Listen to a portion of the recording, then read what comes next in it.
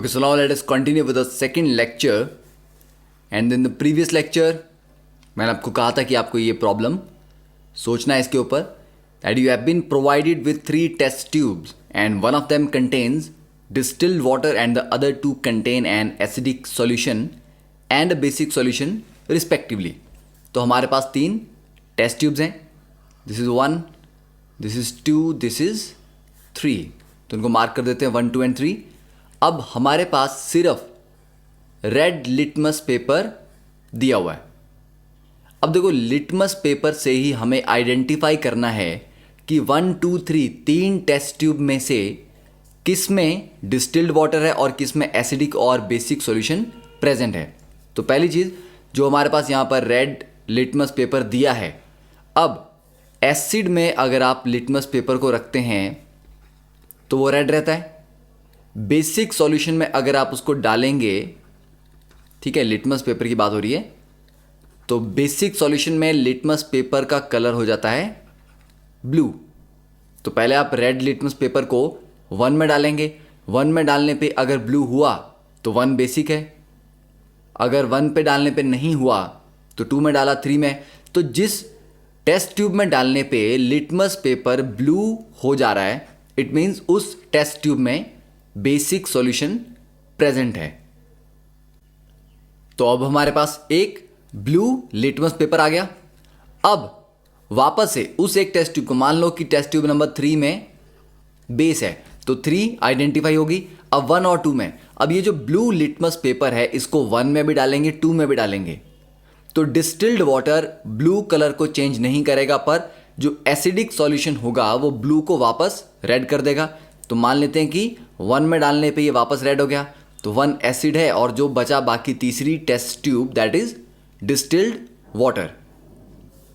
अब next start करते हैं एक्टिविटी 2.1 से, understanding the chemical properties of acids and basis.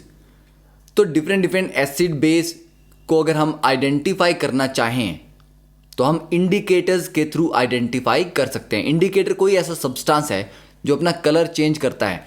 Acid में रखो तो कलर कुछ और होगा, बेस में रखेंगे तो कलर कुछ और होगा. तो हमारे पास यहाँ सैंपल सॉल्यूशंस दिए गए हैं. HCl है, H2SO4, HNO3. तो मैं मार्क कर देता हूँ कि कौन कौन से एसिड हैं. तो एसिड को मैं A से मार्क कर रहा हूँ यहाँ पे और बेसिस को B से. ठीक है.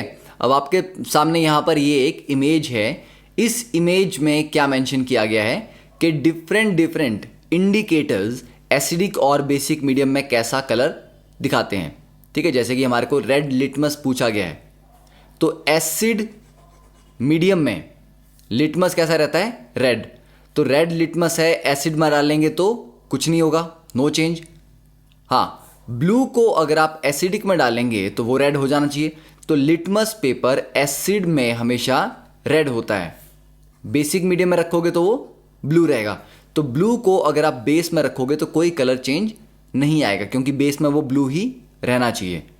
फिर बात होती है तो रेड लिटमस और ब्लू लिटमस, ये दोनों आप इस डायग्राम को देख के सॉल्व कर सकते हैं.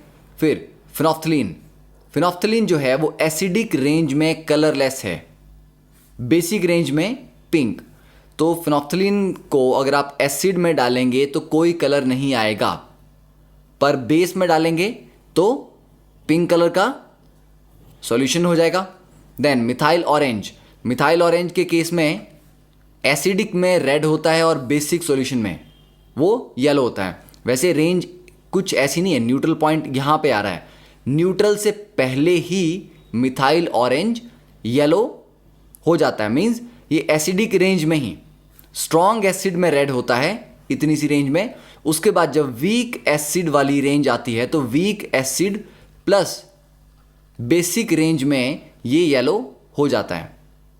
ठीक है, तो हमारे पास HCl भी स्ट्रॉन्ग एसिड है, H2SO4 भी स्ट्रॉन्ग है, HNO3 भी स्ट्रॉन्ग है. एसिटिक एसिड एक वीक एसिड है. ठीक है, इट्स अ वीक एसिड. बाकी बेस की बात करें तो ये चारों बेस, ये भी स्ट्रॉन्ग बेस हैं. तो उसके according you can identify based on this diagram के किस केस में क्या क्या कलर चेंजेस होंगे. So that part I totally leave up to you. अब नेक्स्ट बात करते हैं कि इंडिकेटर्स क्या क्या होते हैं। ठीक है, तो इंडिकेटर्स अभी हमने पढ़ा। तो इंडिकेटर्स क्या है? These are the substances which show the acidic और basic behaviour of the other substance. कि इंडिकेटर किसी और सब्सटेंस के साथ अगर आप यूज करेंगे तो वो बता देगा कि ये सब्सटेंस एसिड है या बेस है। ठीक है, क्योंकि इंडिकेटर को जब भी एसिड के साथ आप ट्रीट करेंगे तो उसमें या तो चेंज इन कलर आएगा या उसकी स्मेल में, ओडर में चेंज आएगा। ठीक है, तो सब्सटेंस इंडिकेटर वो सब्सटेंस है जो दूसरे का एसिडिक या बेसिक बिहेवियर आइडेंटिफाई करते हैं बाय चेंजिंग इन कलर और ओडर। अब इंडिकेटर्स कितने टाइप के होते हैं? One is natural indicator. ठीक है, नेचुरल इंडिकेटर जो नेचुरल सोर्सेज से अवेलेबल हो जाते हैं। फॉर एग्जांपल लिटमस है, then red cabbage.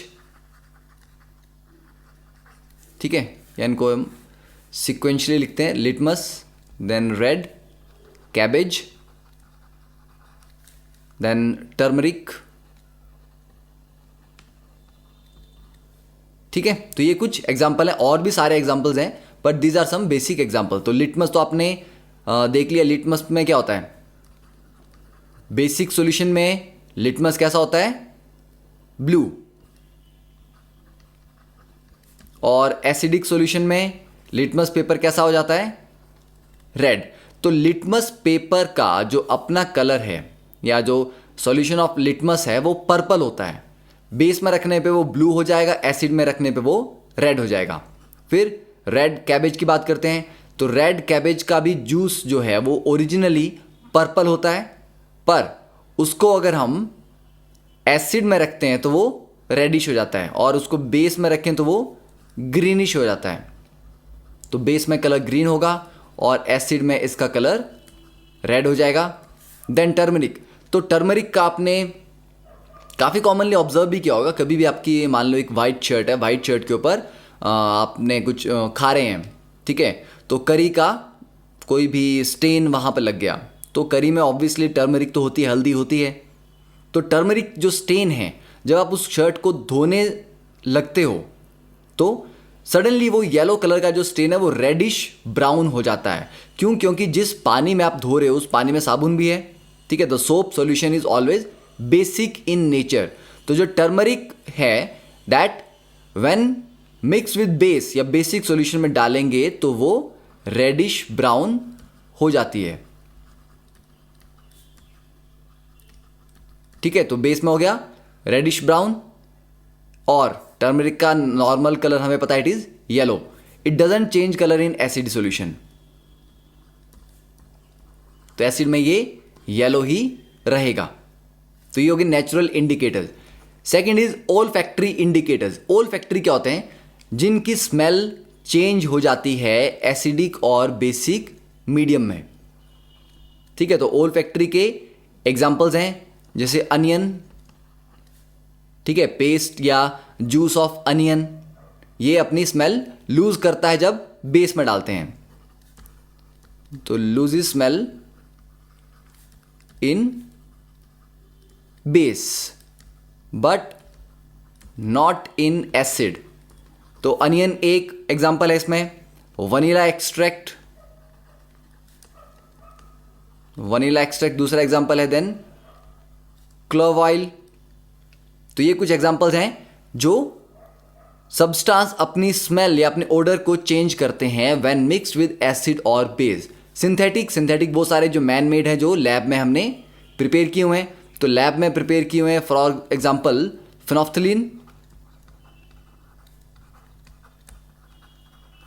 Phenolphthalein, methyl orange etcetera and universal. अब देखो, अब तक हमने जो भी इंडिकेटर्स पढ़े ये हमें क्या बता रहे थे कि ये पर्टिकुलर सॉल्यूशन एसिडिक है या बेसिक है। अगर दो एसिडिक सॉल्यूशन हो तो उन दोनों में ज़्यादा स्ट्रांगली एसिडिक कौन सा है और कम एसिडिक कौन है, इसके बारे में इंडिकेटर नहीं बताते हैं। ठीक है, तो जो स्ट्रेंथ है अलग अलग एसिड या बेसिस की, उनको कैसे आइडेंटिफाई करना है ये हमें सिर्फ यूनिवर्सल इंडिकेटर से पता चलता है। तो ये एक यूनिवर्सल इंडिकेटर कैसे बनता है? It's a combination of many indicators and gives a good idea about the strength of acid और बेस। तो ये आपको ना सिर्फ ये बताएगा कि पर्टिकुलर सॉल्यूशन एसिडिक है, ये भी बताएगा कि कितना स्ट्रांगली एसिडिक है। तो दो सॉल्यूशन अगर डिफरेंट एसिडिक लेवल पे हैं तो दोनों में यूनिवर्सल इंडिकेटर का जो कलर आएगा वो डिफरेंट आएगा। ठीक है, तो यूनिवर्सल इंडिकेटर में हम बोल सकते हैं कि based on strength of acid और base it gives different colours. तो डिफरेंट कलर से आपको आइडिया लग जाएगा कि कौन ज्यादा एसिडिक है या कौन ज्यादा बेसिक है। तो फॉर एग्जांपल यहां पर इस पर्टिकुलर इमेज में हम देख सकते हैं कि एक यूनिवर्सल इंडिकेटर, जैसे एसिडिक रेंज की बात हो रही है तो ये एसिडिक रेंज है। तो एसिड अगर बहुत स्ट्रांग होगा, ठीक है, ये जो 0 1 2 3 4 अप टू 14 है, दीज आर पीएच वैल्यूज। ठीक है, तो कमिंग लेक्चर्स में हम पढ़ेंगे व्हाट आर पीएच वैल्यूज। अभी आप ये बोल सकते हैं कि पीएच जितना लोअर होगा उतना ही स्ट्रांग एसिड होगा और पीएच जितना हाई होगा उतना स्ट्रांगली बेस होगा। तो अलग अलग स्ट्रेंथ के एसिड और बेस के लिए universal indicator different colours show करता है। ठीक है, तो I think the difference between the indicators क्या क्या होते हैं, किस तरह से इंडिकेट करते हैं strength, that is clear. So next we will discuss how do acid and bases react with metals, carbonates, bicarbonates and all.